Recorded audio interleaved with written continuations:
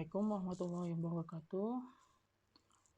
Nama saya Ahmadil Makbar dari kelas IFB 2D dengan NIM 19111180. Saya membahas tentang UAS, tugas UAS tentang etika kerja dalam bidang teknologi informasi. Dan ini pengertian etika. Kata etika berasal dari bahasa Yunani dari kata ethos yang berarti kebiasaan atau sifat, sedangkan yang kedua dari kata ethos yang artinya pesan batin atau kecenderungan batin yang mendorong manusia dalam perilakunya. Menurut Kamus Besar Bahasa Indonesia, etika dijelaskan dengan membedakan 3 arti sebagai berikut.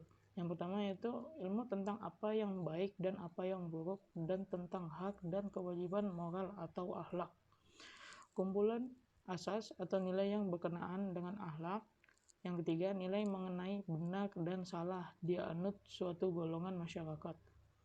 Bisa disimpulkan, etika adalah refleksi atau apa yang disebut dengan self-control, karena segala sesuatunya dibuat dan diterapkan dari dan untuk kepentingan kelompok sosial atau profesi itu sendiri. Pengertian profesi dan profesional. Profesi adalah pekerjaan yang dilakukan berkaitan dengan keahlian khusus dalam bidang pekerjaan. Profesional adalah orang yang mempunyai atau menjalankan profesi dan hidup dari pekerjaan itu dengan mengandalkan suatu keahlian yang tinggi. Setiap profesional berpegang pada nilai moral yang mengarahkan dan mendasari perbuatan luhur. Dalam melaksanakan tugas profesinya, para profesional harus bertindak objektif, artinya bebas dari rasa malu, sentimen, benci, sikap malas, dan enggan bertindak. Seorang profesional dituntut memiliki yang pertama pengetahuan, kedua penerapan keahlian, ketiga tanggung jawab sosial, keempat pengendalian diri. Etika bermasyarakat sesuai dengan profesinya. Profesi di bidang teknik informatika. Secara umum, pekerjaan di bidang teknik informatika terbagi dalam 3 kelompok, yakni yang pertama, mereka yang bergelut di dunia perangkat lunak atau software, baik mereka yang merancang sistem operasi database maupun sistem aplikasi. Pada kelompok ini terdapat pekerjaan seperti analisis sistem yang bertugas menganalisa sistem yang hendak diimplementasikan, mulai dari analisa proses, alur sistem, kelebihan dan kekurangannya, studi kelayakan, dan desain sistem yang akan dikembangkan, dan lainnya. Programmer bertugas mengimplementasikan rencana sistem analis, yaitu membuat program, baik aplikasi maupun sistem operasi. Yang ketiga, web designer bertugas melakukan perencanaan termasuk studi kelayakan, analisis, dan desain suatu proyek pembuatan aplikasi berbasis web. Yang keempat, web programmer, yaitu bertugas mengimplementasikan rancangan web designer, yaitu membuat program berbasis web sesuai dengan desain yang telah dirancang sebelumnya. Yang kedua, mereka yang bergelut di bidang perangkat kelas atau hardware. Pada lingkungan ini terdapat pekerjaan-pekerjaan seperti technical engineering, yaitu bertugas dalam bidang teknik, baik dalam pemeliharaan maupun dalam perbaikan perangkat komputer. Yang kedua, networking engineer, yaitu bertugas dalam bidang teknik jaringan komputer dari maintenance sampai pada troubleshooting. Yang ketiga, mereka yang berkecimpung dalam operasional sistem informasi. Pada lingkungan ini terdapat pekerjaan-pekerjaan seperti EDP atau operator electronic data processing, yang bertugas mengoperasikan program atau aplikasi yang berhubungan dengan EDP dalam sebuah perusahaan atau organisasi. Yang kedua yaitu sistem administrator, menghandle administrasi dalam sebuah sistem, melakukan pemeliharaan sistem, memelihara kewenangan mengatur hak akses terhadap sistem, serta hal-hal yang berhubungan dengan pengaturan operasional dalam sebuah sistem. Yang ketiga, Manajemen Information System atau disingkat MIS. Direktur memiliki wewenang paling tinggi dalam sebuah sistem informasi, melakukan manajemen terhadap sistem tersebut secara keseluruhan, baik perangkat keras, perangkat lunak, maupun sumber daya manusianya. Yang keempat, dan lainnya seperti mereka yang berkecimpung di pengembangan bisnis teknologi informasi. Pada bagian ini, tugasnya diidentifikasikan dalam pengelompokan kerja di berbagai sektor teknologi informasi.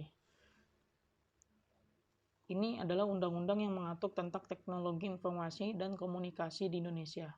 Yang pertama yaitu Undang-Undang HAKI atau biasa disebut Undang-Undang Hak Cipta yang sudah disahkan dengan nomor 19 tahun 2002 yang diberlakukan mulai tanggal 29 Juli 2003. Di dalamnya diantara mengatur tentang hak cipta.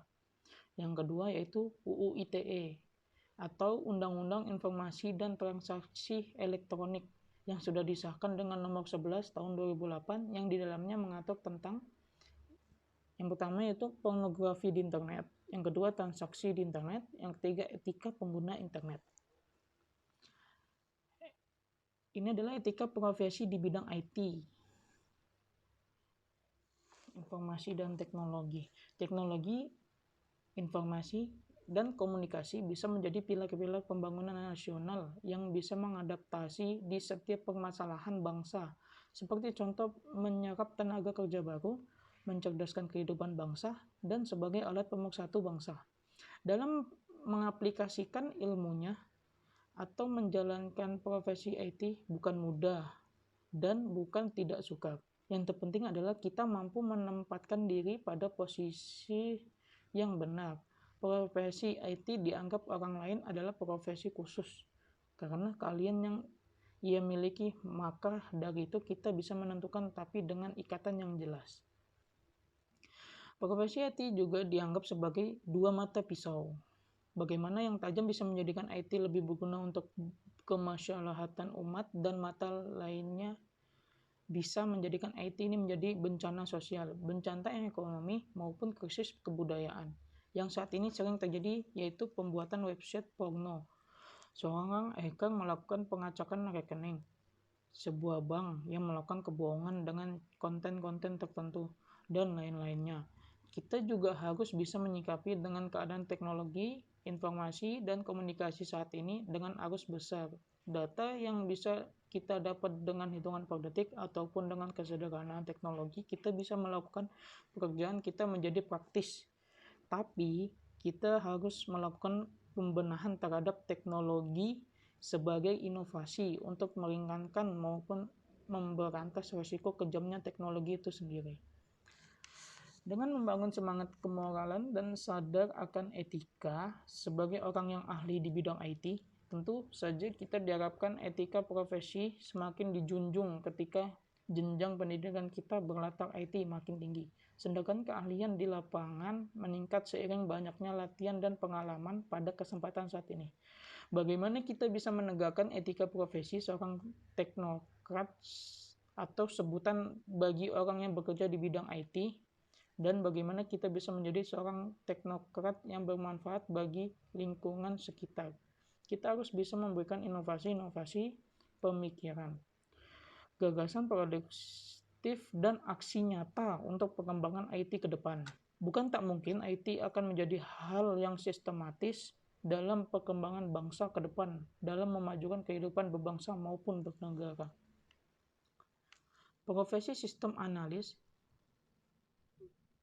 yaitu kode etik sistem analis. Sistem analis membutuhkan sebuah kode etik. Kode etik sistem analis sebenarnya hampir sama dengan kode etik yang dimiliki oleh programmer. Kode etik seorang sistem analis adalah sebagai berikut. Yaitu yang pertama, seorang sistem analis tidak boleh membuat sistem yang sulit dengan sengaja untuk membingungkan atau tidak akurat.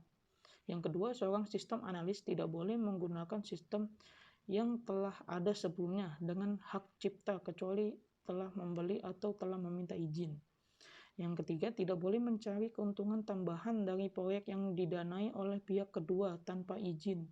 Yang keempat, tidak boleh mencuri software, khususnya development tools. Keempat.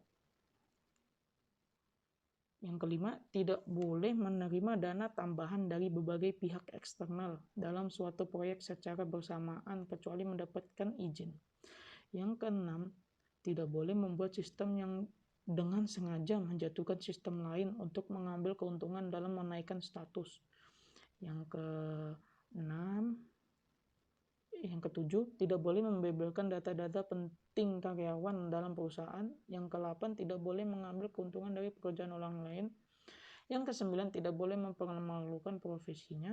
Dan yang terakhir, terus mengikuti pada perkembangan ilmu komputer. Ya, sudah selesai. Terima kasih. Ini adalah video dari saya, Ahmad Ilham Akbar, dari kelas IF B2D dengan NIM 1911-180. Terima kasih.